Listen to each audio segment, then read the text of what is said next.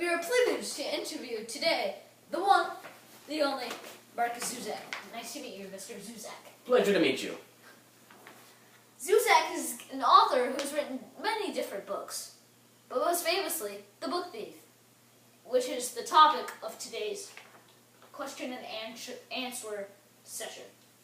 Well, let's get this going. All right. What are your thoughts of the stealing part of the book compared to the movie, and how it impacts changed in the transition? Well, Mr. Russell, I felt that in the movie there was far less stealing. This may be for the reason to keep the movie shorter and for a younger audience. If they had added more stealing, then it might encourage stealing. You understand? Yes. In my opinion, I think that they should have added more stealing because they're going to a movie called The Book Thief, and with that title, I would expect stealing. So would many others. What a great point. Why do you think that the gangs were not a part of the movie, as they were a major part of the book? And what are your feelings on this situation? I feel the director did this for the same reason of stealing. Except gangs weren't in the movie at all, unlike stealing, which at least was in the movie. I think they did make an appearance because it would make the movie more complicated. If they had gangs in the movie, they would have gotten many more cast members, and the gangs would have a new branch in the plot.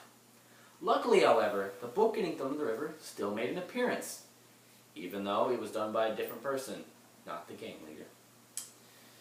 Had they put gangs in the movie, then it would probably encourage gangs, much like stealing, and also add some complications. I think that the decision not to put the gangs in the movie was a good one, but there are also some arguable points on why it should have been in the movie, because it would go along with the book. But the movie still did go away from the book otherwise. Also, this gang thing would kind of show how desperate the kids were at the time during this war. Thank you. Yes. Why do you think that in the movie they wrote the dictionary on the wall, rather than Liesel having a dictionary that she carried around?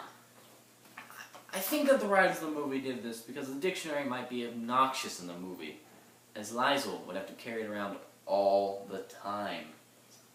Also, when looking at definitions in the movie, the camera would have to zoom into the dictionary, which could cause some problems for the cameraman and such.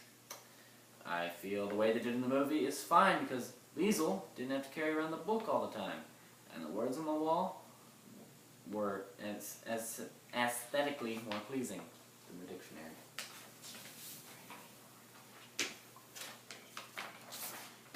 Why do you think that in the movie that Hans Huberman and Mr. Steiner didn't leave for war at the same time, but in the book they did?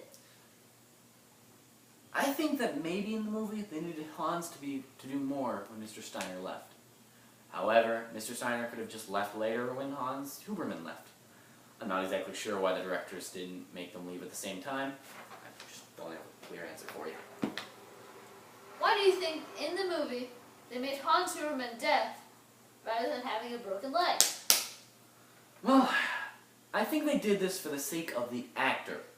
After the scene where the car flips over, then Hans would have to walk on crutches for the rest of the movie, which would be difficult to do for the rest of the movie when he's using them.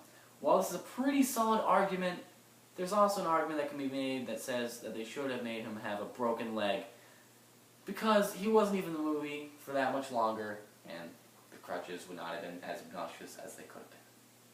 Well, thank you very much for coming here, Mr. Zusak, and answering all of these questions. It was a pleasure, Mr. Russell.